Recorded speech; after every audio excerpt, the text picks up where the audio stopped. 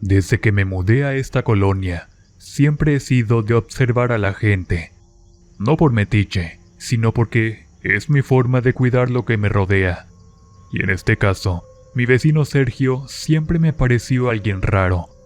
No raro de esos que se encierran y no saludan. No, él era amable conmigo. Me hablaba bien, a veces hasta me encargaba su casa cuando se iba de viaje. Porque él era trailero, de esos que no están en casa más que unos días, y luego otra vez a carretera. Vivía solo, nunca se casó, no tenía hijos, y su familia nunca lo visitaba. Decía que así estaba mejor, que la libertad era lo suyo. Yo nunca me metí en eso. Total, era su vida. Pero cuando algo empieza a no cuadrarte, una ya no puede cerrar los ojos. Todo empezó cuando me di cuenta que cada que Sergio regresaba de viaje, no venía solo. Siempre traía diferentes mujeres. Una vez una güera, otra vez una morena, luego una que hablaba medio raro. Todas bien arregladas, jóvenes de buen ver. No eran mujeres del pueblo, eso lo sabía bien, porque yo conozco a todos los vecinos. Aquí nos conocemos entre todos, y esas caras no eran de por aquí. Al principio pensé que eran amigas, novias, o quizás mujeres que él conocía por allá, y las traía unos días. Pero lo que me empezó a llamar la atención era que ninguna volvía a salir. Llegaban con él, se metían a su casa y ya no salían. No las volvía a ver. No salían ni por las tortillas ni para asomarse. Luego, días después, él volvía a irse de viaje, solo y sin ellas. Me decía a mí misma que no era mi asunto, pero entre más pasaban los meses, más lo notaba. Era constante. Cada que venía traía una nueva, y siempre joven, nunca mayores, nunca feas, siempre bien arregladas, como si las eligiera con pinzas. Un día me animé a preguntarle por qué nunca veía a las mujeres salir. Me contestó que siempre lo terminaban dejando, que eran muy interesadas, que solo venían por lo que él podía ofrecerles, y después se largaban. Lo dijo como si no le importara, como si ya estuviera acostumbrado. Pero no me cuadraba. ¿Cómo era posible que todas, absolutamente todas, se fueran sin dejar rastro? A lo mucho las veía el primer día. Algunas se asomaban por la ventana, otras sacaban ropa al patio, pero después de eso, ya no había rastro de ellas. No había movimiento, no se escuchaban voces, ni televisión ni música. Era como si la casa se tragara a esas mujeres. Una vez lo vi llegar con una que apenas si podía con su maleta. Él la ayudó a bajarla del tráiler. Se rieron de algo, entraron a la casa, y después de eso, nada. Nunca la vi salir. Y para cuando él volvió a irse, otra vez lo hizo solo. Me empecé a obsesionar. Cada que llegaba, yo me asomaba por las cortinas, no por chismosa, sino porque algo me decía que no estaba bien. Era una intuición, de esas que se sienten en la panza, como cuando vas a recibir malas noticias, una inquietud que no se va. Incluso empecé a notar que él se mostraba más hermético. Ya no me pedía que le cuidara la casa, ya no me saludaba como antes. Cerraba las ventanas, ponía música fuerte a deshoras, como para tratar de ocultar algo, pero yo sabía que no era normal. Una tarde lo vi lavar su tráiler con una intensidad extraña. Tallaba las puertas como si quisiera borrar algo. Estaba sudado, aunque no hacía tanto calor, y lo más raro fue que usaba guantes. ¿Quién lava su tráiler con guantes de hule? Me quedé viendo desde la ventana, y él me lanzó una mirada como de advertencia. No dijo nada, pero entendí que no quería testigos. Después de eso, Las visitas femeninas se hicieron menos frecuentes, pero eso no me tranquilizó. Al contrario, me hizo pensar que quizás estaba cambiando de táctica, que quizás ya no las traía a su casa, pero seguía haciendo algo raro. O quién sabe, lo único que sé es que yo ya no dormía igual. Cada que escuchaba su tráiler llegar en la madrugada, me despertaba. Me asomaba sin hacer ruido. Lo veía bajar solo, meter cosas a su casa, y luego todo se volvía silencio, como si la noche se tragara los sonidos. Una noche sí lo vi llegar con una mujer. Tenía el cabello largo, castaño. Caminaba despacio, como si estuviera cansada. Él la llevaba de la mano, pero ella se veía incómoda. No sé si era miedo, incomodidad o simplemente sueño. Entraron a la casa y de nuevo no la volví a ver. Esa fue la última que recuerdo. Después de ella, ya no supe si trajo a más. Yo me empecé a enfermar. Dolores de cabeza, nervios e insomnio. Me sentía intranquila todo el tiempo. Tenía la idea metida de que algo horrible pasaba al interior de su casa. Y lo peor es que nadie más parecía notarlo. A nadie más le importaba. Un día me atreví a contarle a otra vecina lo que sospechaba. Me dijo que seguro eran cosas mías, que Sergio siempre había sido callado, pero trabajador, que no me metiera donde no me llamaban. Me quedé callada, pero no dejé de observar. No podía. Había algo que simplemente no me dejaba ignorarlo. Y entonces empezó a pasar lo peor, lo que me confirmó que no estaba loca. Todo comenzó con un olor. No era fuerte al principio, pero era constante, como si algo se estuviera echando a perder. Lo sentía más cuando pasaba cerca de su barda. Pensé que era algún animal muerto, una rata o algo así, pero el olor no se iba. Al contrario, aumentaba con los días. Yo me mantenía en silencio, pero por dentro hervía. Quería hacer algo, pero no sabía qué. No tenía pruebas, solo sospechas. ¿Qué le iba a decir a la policía? ¿Que mi vecino traía mujeres y ya no las veía? Se iban a reír de mí. Pero todo eso iba a cambiar muy pronto. Y cuando pasó, me sentí culpable por no haber hecho algo antes. Porque lo que vino después fue peor de lo que jamás imaginé. Después de tanto tiempo observando a Sergio y todo lo que hacía, pensé que lo peor que podía pasar era seguir con mis sospechas sin poder demostrar nada. Creí que todo se iba a quedar en una simple incomodidad, en esa sensación fea que da vivir al lado de alguien que oculta algo. Pero jamás imaginé que las cosas iban a ponerse tan pesadas. Y lo digo porque lo que vino después todavía me tiene con los nervios alterados. Todo empezó con un grito, uno solo, pero suficiente para descomponerme toda. Fue una noche, casi de madrugada. Yo estaba acostada, tratando de dormir, pensando en mil cosas como siempre. Y de repente escuché un sonido que no sabía si venía de afuera, de adentro o de mi cabeza.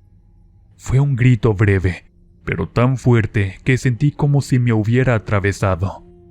Un grito que no sonaba normal. No sonaba como cuando alguien se asusta o se cae. Era algo más profundo. Y lo más raro es que venía de la dirección de la casa de Sergio. Me levanté de inmediato. Me quedé parada junto a la ventana, pero no vi nada. Su casa estaba en absoluto silencio, sin luces, sin movimiento, solo obscuridad. Me quedé ahí un rato, esperando que se repitiera, pero no pasó nada más. Me dije que quizás lo soñé, que era mi ansiedad o mi cerebro inventando cosas. Intenté ignorarlo, pero lo que escuché no fue algo que puedas inventar así nada más. algo real pasó esa noche, aunque yo en ese momento no me animé a aceptarlo. Después de eso, siguieron los días tranquilos, o al menos eso intenté creer, pero las cosas empezaron a ponerse peor cuando el olor se intensificó. Ya tenía semanas oliendo raro, pero ahora era insoportable. Pasar por la barda de Sergio era como entrar a un lugar podrido, un olor tan pesado que se te queda atorado en la nariz como si lo llevaras contigo. Yo ya no podía salir al patio sin sentir ganas de vomitar. Era evidente que ese olor no era de un animal muerto, era algo mucho peor. Algunos vecinos también empezaron a mencionarlo, pero nadie decía nada directamente. Todos se hacían los tontos, como si no fuera asunto suyo, como si soportar ese olor fuera normal. Pero yo sabía que algo estaba muy mal. Ese olor venía de adentro de su casa. Lo sentía más fuerte cuando pasaba junto a sus ventanas. Parecía que salía de adentro de las paredes, y cada día se intensificaba más. Una tarde, mientras barría mi entrada, sentía el olor tan fuerte que me mareé. Me apoyé en la pared porque pensé que me iba a desmayar, y en ese momento supe que ya no podía seguir callando. No podía quedarme esperando a que las cosas se resolvieran solas. Ese olor no iba a desaparecer, y si lo hacía, sería porque algo peor ya habría pasado. Fue cuando tomé la decisión de llamar a la policía. No sabía qué iban a pensar. No tenía pruebas, solo tenía ese olor y mis sospechas. Pero me armé de valor. A veces la intuición vale más que cualquier evidencia. Y en ese punto, yo ya no podía seguir viviendo con la conciencia de que quizás estaba ignorando algo grave. Cuando llegaron los policías, lo primero que hicieron fue acercarse a la casa de Sergio. Y aunque intentaron mantener una expresión profesional, vi claramente cómo se taparon discretamente la nariz. El olor era insoportable. Uno de ellos tocó la puerta varias veces, pero nadie abrió. La casa estaba en silencio. No se escuchaba nada, ni pasos ni movimiento, como si estuviera abandonada. Intentaron llamar a Sergio por teléfono, ya que yo misma les proporcioné su número, pero no contestó. Sabían que era trailero, sabían que viajaba, pero también sabían que ese olor no era normal. Uno de los oficiales dijo que por protocolos tenían que entrar, y en ese momento me quedé quieta, sintiendo que lo que estaba por descubrirse iba a cambiar toda mi vida. Y así fue. Forzaron la cerradura y entraron. Yo me quedé afuera, pero podía ver un poco desde la puerta. La casa estaba totalmente apagada, las cortinas cerradas, el ambiente pesado. No había señales de movimiento reciente. Todo estaba acomodado, como si nadie hubiera vivido ahí en semanas. Uno de los policías salió para pedir linternas y mascarillas. En cuanto abrieron las ventanas, el olor salió de golpe, como si hubiera estado encerrado. Me hice hacia atrás porque sentí que me iba a desmayar. No era un olor común, no era algo que pudiera compararse con comida echada a perder o con basura vieja. Era algo que no se te olvida en la vida. Los policías revisaron primero los cuartos. No encontraron nada. Revisaron el baño, la cocina y el patio. Todo normal. Y aunque el olor estaba en toda la casa, había un punto en donde era más fuerte. Una de las paredes del cuarto del fondo. Ahí el olor era tan intenso que los policías tuvieron que pausar un momento. Yo estaba afuera, pero alcanzaba a ver un poco. Se acercaron a la pared y la tocaron. Uno dijo algo que no alcancé a escuchar bien, pero por su actitud supe que había notado algo extraño. Golpearon la pared con la macana, y el sonido no era de una pared sólida, era hueca, muy hueca. En ese momento, 2 de ellos empezaron a quitar la capa de concreto. Los pedazos cayeron al piso, y entre más abrían, más fuerte era el olor, hasta que uno dio un paso hacia atrás con la mano en la boca. Yo no tuve que ver directamente para saber lo que habían encontrado. Dentro de esa pared había un cuerpo, o lo que quedaba de él. Uno de los policías salió casi corriendo al patio para respirar. Otro llamó de inmediato a refuerzos. El olor, que ya era insoportable, se intensificó aún más. Yo me quedé paralizada. No sabía si acercarme o alejarme. Sentía que el corazón me retumbaba. Los policías siguieron revisando la casa y encontraron más paredes modificadas. En total, encontraron varios cuerpos. Todos estaban en diferentes estados, todos ocultos ahí. Las mujeres que Sergio traía y que nunca volvían a salir, no estaban vivas, nunca habían salido, nunca se habían ido. Siempre habían estado ahí, emparedadas en la casa, como si él hubiera querido borrar cualquier rastro de ellas.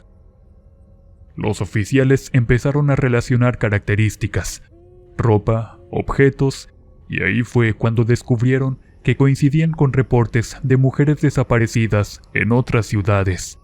Ciudades donde Sergio había estado, lugares donde él viajaba seguido. Todo cuadraba. Cada mujer que él trajo a esta casa no era una visita, era una víctima. Lo que más me impactó fue que los policías no podían entender cómo alguien había podido vivir ahí con ese olor, cómo Sergio podía dormir, comer, bañarse y hasta hacer su vida dentro de una casa llena de cuervos. Eso fue lo que los convenció de que no estaba en sus cabales. No era normal, no era humano siquiera. No supieron dónde estaba Sergio hasta horas después. Lo encontraron en una gasolinera de otro estado, como sin nada. Dicen que estaba tranquilo, como si no supiera qué había pasado. Lo detuvieron, pero en lugar de llevarlo a la cárcel, lo mandaron directamente al manicomio. Dijeron que no era seguro llevarlo a prisión, que su mente ya estaba completamente perdida. Cuando escuché eso, sentí una mezcla de alivio y culpa. Pensé en todas esas mujeres, pensé en sus familias, pensé en lo que yo sabía desde hacía tiempo y no pude demostrar. Pensé en el grito que escuché aquella noche, y aunque no quería aceptarlo, supe que ese grito no fue imaginación, fue una de ellas. Fue el último rastro que dejó antes de desaparecer. Después de eso, su casa quedó acordonada por días. La gente se acercaba, comentaba, inventaba cosas. Algunos hasta se persinaban. Otros decían que siempre sospecharon, pero yo sabía la verdad. Nadie había querido ver lo que estaba frente a sus ojos. Yo fui la única que le puso atención a los detalles, y aunque hice lo que pude, siento que también fallé, porque si hubiera actuado antes, quizás una de ellas estaría viva, o quizás no, pero ese pensamiento todavía me persigue. Lo único que sé es que nada volvió a ser igual después de ese día, y ahí es donde empezó mi verdadero tormento, porque lo que vino después no fue alivio, fue todo lo contrario. Cuando se llevaron a Sergio al manicomio, pensé que por fin estaría tranquila. Pensé que todo lo que había pasado se iba a quedar en el pasado y que yo podría volver a mi vida normal. Pero lo que vino después fue más pesado que todo lo que había vivido antes, porque las cosas que ocurrieron adentro no desaparecieron solo porque él se había ido. Todo lo que dejó se quedó impregnado en el aire, en las paredes, en la calle, en mi cabeza. y aunque la gente del pueblo quiso evitar el tema, era imposible ignorarlo. Los primeros días después del descubrimiento fueron un caos. Peritos, patrullas, cintas amarillas, reporteros y curiosos. Parecía que el pueblo entero se había detenido para ver qué más salía de esa casa. Pero después de que retiraron los cuerpos, hicieron las investigaciones y terminaron los procesos, la casa quedó sola, cerrada y abandonada. Nadie quería acercarse, nadie quería voltearla a ver. Mientras tanto, a Sergio lo mantenían encerrado en una institución psiquiátrica. No pude evitar enterarme de lo que pasaba allá adentro, porque aquí todo se sabe. Y lo que supe no me dejó dormir tranquila.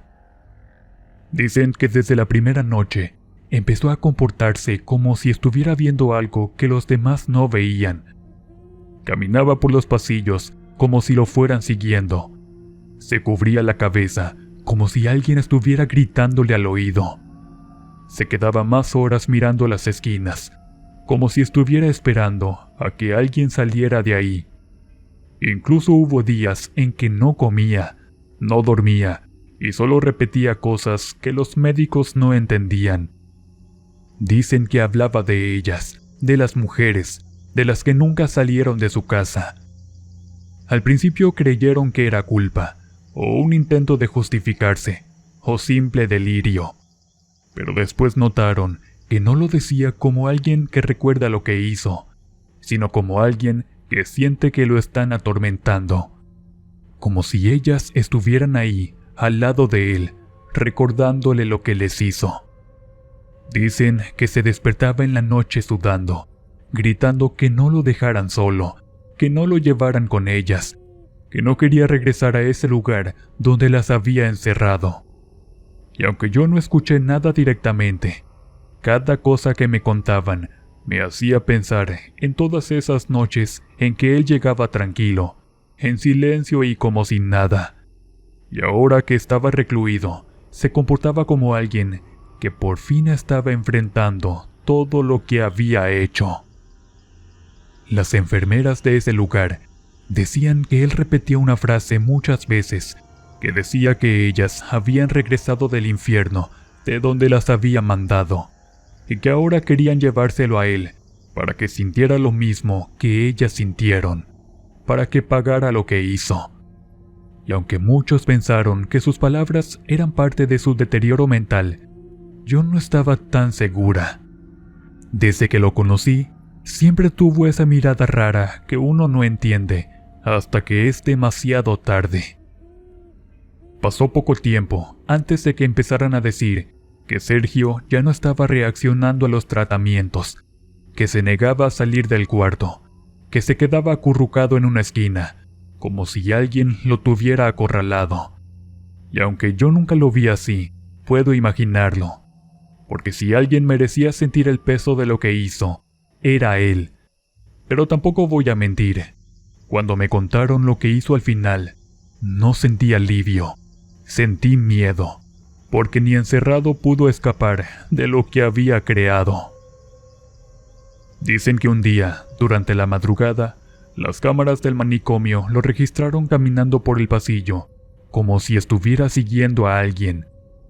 Avanzó lento, arrastrando los pies, como si no quisiera llegar a donde lo estaban guiando. Miraba de lado a lado, como si escuchara voces que nadie más escuchaba. No gritaba, no hablaba, solo avanzaba. Y luego entró al baño, cerró la puerta y no volvió a salir.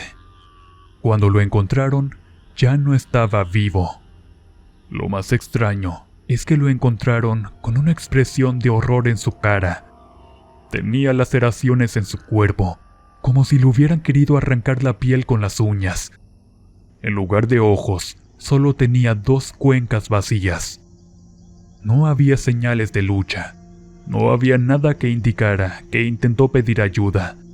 Solo estaba ahí, en silencio, como si las cosas que decía que lo seguían por fin hubieran llegado por él.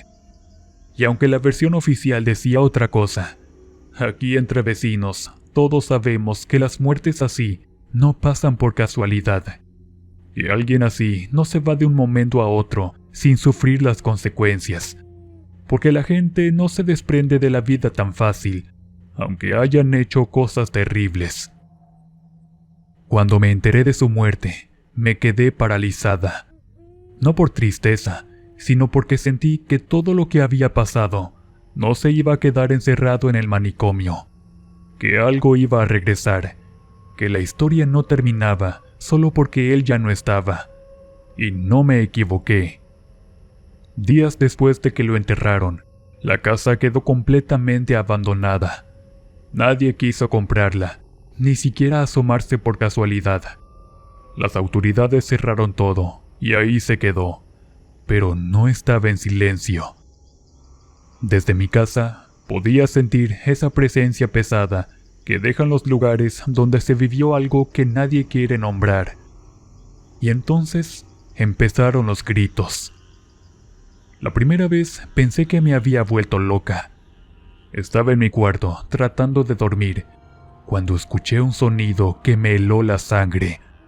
No era un grito normal, era algo profundo, doloroso, como si viniera de alguien que ya no pertenece a este mundo. No era uno, eran varios. Gritos de mujeres, gritos largos que parecían venir desde adentro de las paredes de la casa de Sergio, como si estuvieran atrapadas ahí todavía, aunque sus cuerpos ya no estuvieran. Me levanté temblando, me acerqué a la ventana, y aunque no había nadie afuera, los gritos seguían. Eran sonidos que parecían arrancados de gargantas que ya no existen. Esa noche no pude dormir. Los días siguientes fueron peores. No pasaba siempre. A veces eran sonidos muy leves. Otras veces era como si docenas de mujeres gritaran todas al mismo tiempo. Vecinas empezaron a notarlo también, pero nadie quería decir nada. Nadie quería admitir que escuchaba lo mismo que yo, como si mencionarlo hiciera que la cosa se pusiera más real. Pero yo ya no podía ignorarlo. Cada noche me costaba más respirar. Hubo una noche en que sentí que los gritos estaban adentro de mi propia casa. Me desperté sudando, con la sensación de que alguien estaba detrás de mí, respirando fuerte. Pero cuando me levanté y revisé todo, no había nadie, solo ese profundo silencio.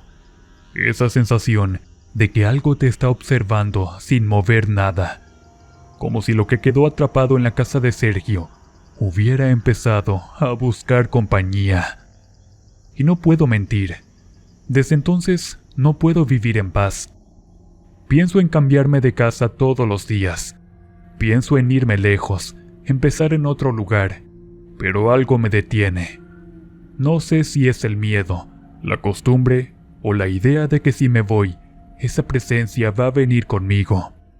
Porque hay cosas que no se quedan en un solo sitio, cosas que no se pueden enterrar, cosas que se agarran de la gente que estuvo cerca cuando todo pasó. No sé si algún día me vaya a ir, no sé si algún día esos gritos se vayan a callar. Lo único que sé es que esta historia no terminó con Sergio, terminó conmigo. Y aunque todos dicen que con el tiempo se me va a pasar, yo sé que no. Porque hay cosas que no se borran, hay cosas que se quedan. Y yo vivo todos los días al lado de una de ellas.